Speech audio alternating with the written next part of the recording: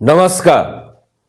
मैं आशीष राठौर आपका फिर से एक बार स्वागत करता हूं। जब से राहुल गांधी ने भारत न्याय यात्रा शुरू की है तब से इंडी अलायंस में फूट आ गई है, तमाम विपक्ष दलों में फूट आ गई है और इसका रीजन सिर्फ और सिर्फ राहुल गांधी की भारत न्याय यात्रा है।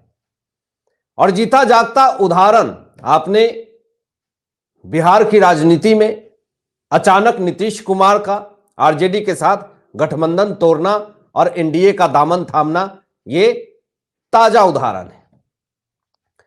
राहुल गांधी पहले असम के दौरे पे जाते हैं और वहां पर जाकर के किस तरीके से उनकी एक पूरी टोली निकलती है, जहां पे असम के मुख्यमंत्री हेमंता बिस्वा शर्मा ने मना करा था, फिर भी वहां पे भीड़ को उकसाया, दंगे को भड़काया, शांति भंग की और सरकारी संपत्ति को भी नुकसान पहुंचाया। इसके लिए हेमंता ने इनके ऊपर कार्रवाई भी करी, केस भी दर्ज करा। इनके लोकसभा चुनाव के बाद इनको गिरफ्तार भी किया जाएगा। सीबीआई की जांच, एसआईटी की गठन भी करी गई। यह मामला चल ही रहा है। अभी देखिएगा राहुल गांधी के ऊपर कैसे बड़ा शिकंजा कसा गया है। राहुल गांधी पे एक और बड़ी आफत आ गई है। क्या भारत न्याय यात्रा के बीच में ही राहुल गांधी को उठा लिया जाएगा? इस विषय में बताते हैं आपको जो बड़ी अपडेट आई। असम के बाद फिर राहुल गांधी कोलकाता पहुंचते हैं, पश्चिम बंगाल, और बिना वो भी पूछे दीदी से पश्चिम बंगाल की मुख्यमंत्री ममता बनर्जी को कहती हैं, मुझे तो कुछ पता ही नहीं है कि राहुल गांधी यहां आ रहे हैं, एंट्री बैन कर दो इनका। सिलीगुड़ी में भी जाने की बात होती है राहुल गांधी की, वहां भी एंट्री बैन इनकी करवा दी जाती है। अच्छा, आज जो बड़ी अपडेट आई कि राहुल गांधी भारत न्याय यात्रा को लेकर के बिहार जाने वाले। अब देखिए, बिहार जाने से एक दिन पहले वहां पे बड़ा खेला हो गया। जेडीयू ने आरजेडी के साथ गठबंधन तोड़ करके एनडीए का दामन थाम लिया।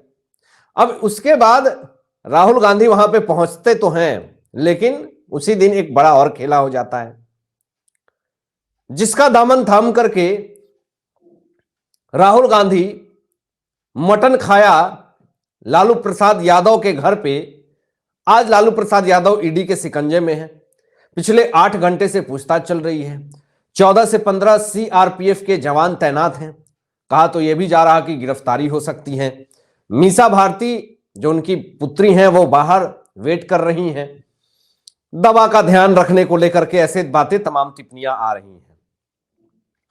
लेकिन अब यहां पे बताएं आपको कि राहुल गांधी को लेकर के जो लोगों ने कहना शुरू कर दिया। पहले तो ये देखिए कि भूपेंद्र हुड्डा, लालू प्रसाद यादव, हेमंत सोरेन और उद्धव ठाकरे के एमएलए हैं वायकर, रविंद्र वायकर के ऊपर इन्फोर्समेंट डायरेक्टरेट ने शिकंजा कसा आज के दिन चारों जगह पे। एक तो दिल्ली में पूछताछ चल रही है भूपेंद्र हुड्डा की तरफ से, पटना में पूछताछ चल रही है लालू प्रसाद यादव से, दिल्ली आवास पे जो ईडी का छापा हो रहा हेमंत सोरेन झारखंड के सीएम, और मुंबई में पूछताछ रविंद्र वायकर उद्धव के एमएलए पे हो रही है। और तेजस्वी यादव को भी समन करा गया था दिल्ली में पूछताछ लैंड फॉर जॉब मामले में, वो भी एक बड़ा मामला है। तो देखिए, चारों तरफ से इन्फोर्समेंट डायरेक्टरेट का शिकंजा, और ये बताने का मतलब ये कि ईडी एक्टिव हो चुकी है। राहुल गांधी के ऊपर भी कभी ना कभी किसी भी वक्त एट ए टाइम जो है शिकंजा कसा जा सकता है। नेशनल हेराल्ड का मामला इनके ऊपर भी चल रहा है। इनको भी लोग तो ये भी कह रहे हैं, और खबरों के आधार पर अगर देखा जाए तो क्या भारत न्याय यात्रा के बीच में ही राहुल गांधी को उठा लिया जाएगा? क्योंकि जिस तरीके से इन्फोर्समेंट डायरेक्टरेट एक्टिव हो रखी है, राहुल गांधी के लिए एक बहुत बड़ी मुसीबत का कारण है। लेकिन राहुल गांधी जो है वो अररिया में कांग्रेस की भारत जोड़ो न्याय यात्रा लेकर के पहुंच चुके हैं। बिहार में राहुल गांधी की न्याय यात्रा को लेकर के कोई समर्थन नहीं कर रहा, क्योंकि 19 विधायक कांग्रेस के बिहार में हैं, लेकिन उसमें से 10 विधायक जो हैं कांग्रेस के, वो बीजेपी के संपर्क में हैं। तो कहने का मतलब ये कि बिहार में भारत न्याय यात्रा राहुल गांधी की पूरी तरीके से असफल साबित हो रही है। अब इसमें असम के मुख्यमंत्री हेमंत बिस्वा शर्मा ने कांग्रेस के ऊपर टिप्पणियां करी, कांग्रेस को लेकर के बखिया उधेड़ दी और एक बड़ा विचार व्यक्त कर दिया, एक बड़ा स्टेटमेंट दे दिया। जरा देखिए वो स्टेटमेंट क्या है। हेमंत विश्व शर्मा कहते हैं कि राहुल गांधी भाजपा के सबसे बड़े स्टार प्रचारक हैं। राहुल गांधी जहां से भी गुजरते हैं वहां से कांग्रेस का नामो निशान मिट जाता है। हेमंत विश्व शर्मा का कहने का मतलब राहुल गांधी एक ऐसे पनौती हैं जो कि जिस जगह पे चले जाएं वहां पे कांग्रेस पूरी तरीके से मिट जाती है। और भाजपा का ये प्रचार करके आते हैं, मोदी सरकार का ये प्रचार करके आते हैं। तो देखिए, एक बहुत बड़ी बात हेमंत विश्व शर्मा ने कर दी है, जिससे कि कांग्रेस पार्टी में एक बार फिर से बौखलाहट है।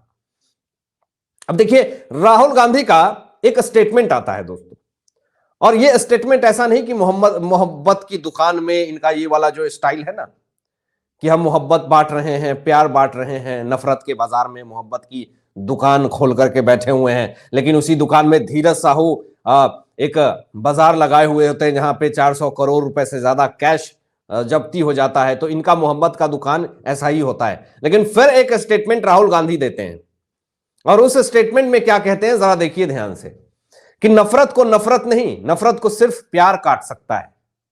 किशनगंज में राहुल गांधी ने यह बड़ी स्टेटमेंट दी, तो इस स्टेटमेंट की काट मैं करूंगा। यह बात तो सत्य है कि नफरत को नफरत नहीं, नफरत को प्यार काट सकता है, और हर इंसान को प्यार की जरूरत है। नफरत किसे चाहिए? एक पापी से पापी, एक भ्रष्टाचारी से व्यक्ति को भी नफरत नहीं चाहिए, उसे भी प्यार चाहिए, क्योंकि इंसान का स्वभाव होता है प्यार उसे मिलता है तो अच्छा लगता है। अगर अपमान आपको मिलेगा तो अच्छा लगेगा? बिल्कुल नहीं। तो वही कहने का मतलब, लेकिन देखिए, जो फिलॉसफी झाड़ती है कांग्रेस पार्टी या फिर इनके नेता, क्या सच में ये नफरत की जगह प्यार बांट रहे हैं? इस स्टेटमेंट से आपको पता चल जाएगा।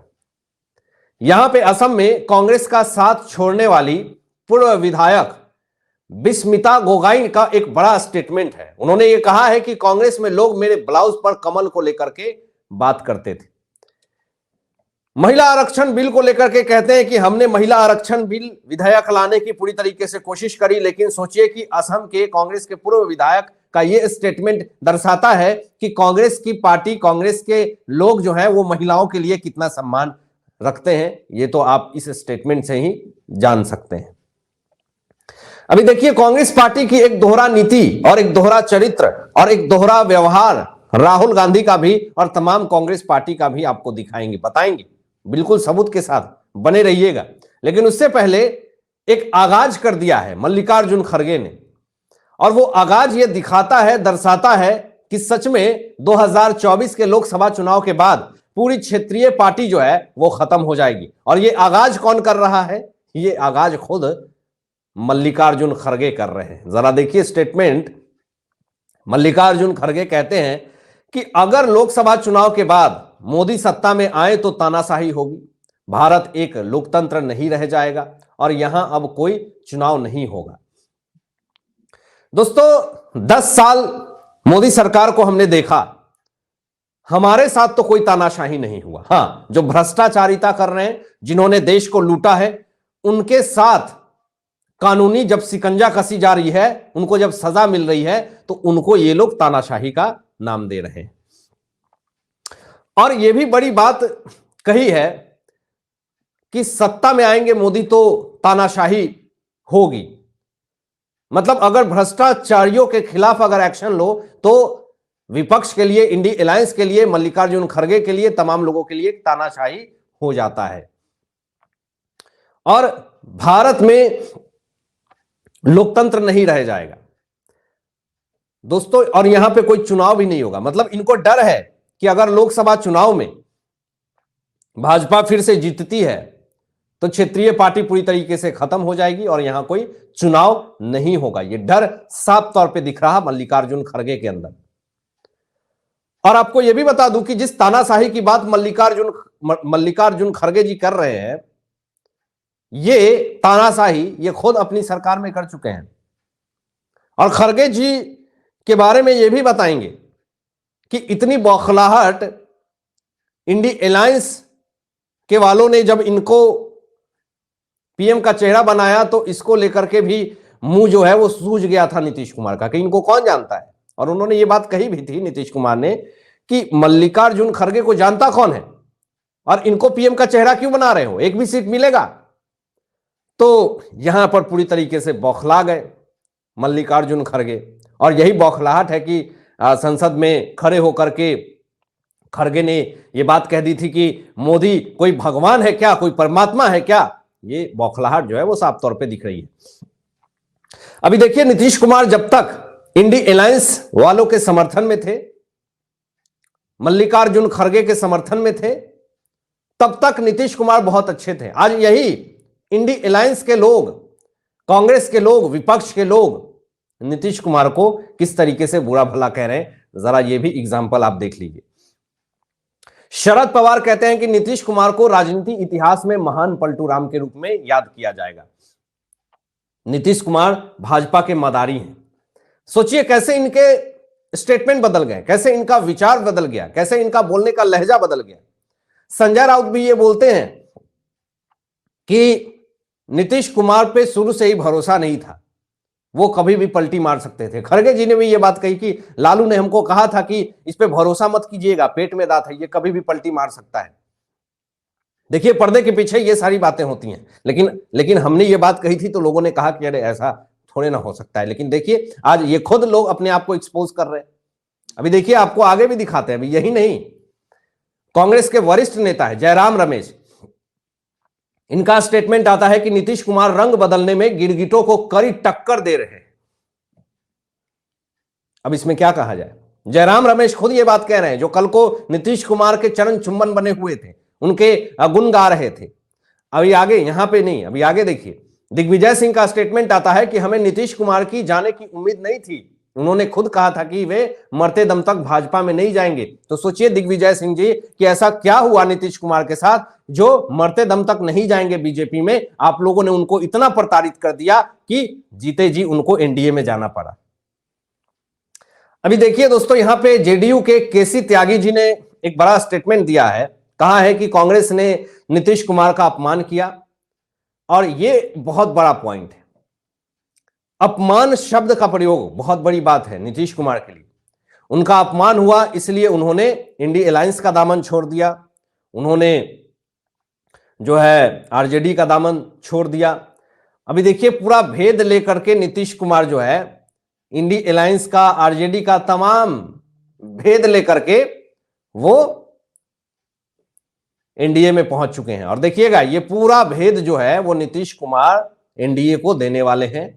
और अब इंडी अलायंस का और आरजेडी का तमाम विपक्षी दल का लोकसभा चुनाव हो या फिर विधानसभा चुनाव हो, उसमें हारना तय है। और ये बात बिल्कुल कह भी दिया गया इंडी अलायंस को लेकर के। जम्मू कश्मीर के पूर्व सीएम गुलाम नबी आजाद ने कहा कि कांग्रेस बनाते तो हैं 26 दलों की सूची, लेकिन चलते हमेशा अकेले हैं। ये किसी के साथ इनका मेल मिलाप नहीं होता है, ये बस एक जुमलेबाजी करते हैं और बाद में फिर पता चलता है कि अरे ऐसा तो कुछ था ही नहीं, सिर्फ जुमलेबाजी चल रही थी, लोगों को मूर्ख बनाया जा रहा था, और साथ साथ ये सारे लोगों का समय भी बर्बाद किया जा रहा था। सोचिए कितने इसमें लाखों करोड़ों रुपए इन्होंने मीटिंग में, होटल में, और इतने सारे व्यवस्था करने में। 3 जगह पे मीटिंग हुआ, पटना में, बेंगलोर में, मुंबई में। अब इतने जगहों पे जो मीटिंग हुई और करोड़ों रुपए खर्च कर दिए गए होंगे होटलों में, खाने पीने में, तो ये सारे खर्च यूं ही फालतू गए, इसका कोई मतलब नहीं। अभी देखिए, इंडी अलायंस का कोई अपना एक गठित नहीं हो पा रहा, इसका संयोजक अभी तक कुछ नहीं क्लियर हो पा रहा, पीएम चेहरा कौन है ये नहीं क्लियर हो पा रहा। तो ये लोग क्या स्टैंड करेंगे और ये लोग क्या देश की हित के लिए बात करेंगे, और राहुल गांधी का ये भारत न्याय यात्रा कितना सफल होता है, ये कितने लोगों को न्याय दिलवा पाते हैं, ये एक बहुत ही रोचक होगा पूरे जनता के लिए और देखने के लिए भी कि आखिर राहुल गांधी और कितने हद तक नीचे गिरते हैं। हालांकि आप क्या सोचते हैं दोस्तों, इन तमाम मुद्दों पे अपनी विचार व्यक्त कीजिएगा, और ऐसे ही लेटेस्ट अपडेट पाने के लिए इस चैनल को सब्सक्राइब करके बेल आइकन प्रेस कर लीजिएगा और अपने दोस्तों में शेयर जरूर कीजिएगा। Thanks for watching my video. जय हिंद, सत्य में